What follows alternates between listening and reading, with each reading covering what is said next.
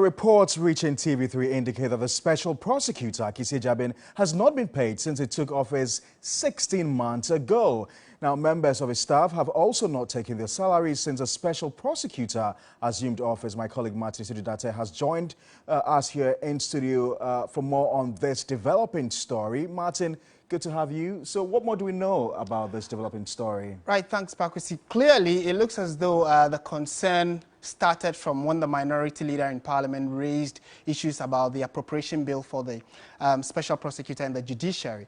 And the concern really was that why is it that a man we have appointed to help fight corruption has not taken his salary for the last 16 months, I should say, I beg your pardon. 16 years. 16 months. So, as in, from the 5th of August 2021 up until now, he's not drawn his salary. His staff members have also not drawn salaries, putting them in a very compromising position. So that is what the minority leader in Parliament, Haruna Idrisu, is saying, that if the government does not work at it immediately, it is likely to leave them in a very jeopardizing position. It appears we're having quite some issues with the Office of the Special Prosecutor. Because I do remember that when Martin Amidi was then at the Special Prosecutor's office, with him. about, you know, not providing for coincidentally, on the back of Martin Amidi himself, although he is out of office, he's also not received, he is actually owed some salary arrears. So he's not just the current Special Prosecutor, but the former has also not been paid. However, the Deputy Special Prosecutor, Cynthia Lamte, has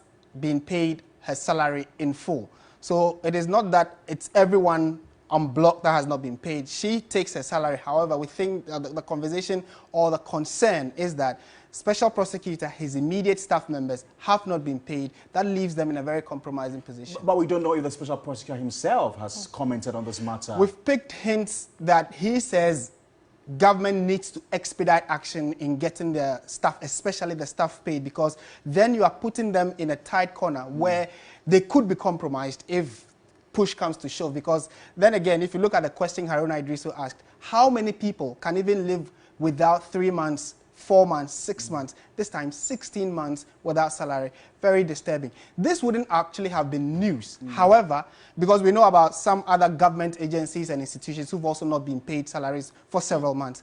But for a sensitive position like the Special Prosecutor to fight corruption, left in that position, beyond the concerns raised by the minority leader, are they going further to take any actions? We don't.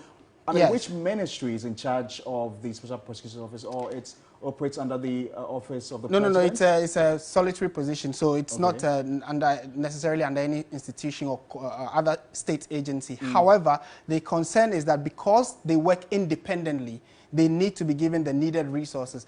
Maybe we can hold brief for the government and say it is an ongoing or growing institution or position. However, for now, they have not been paid, and that's a concern that has been raised by the minority. Thank you very much, Martin Sidudate.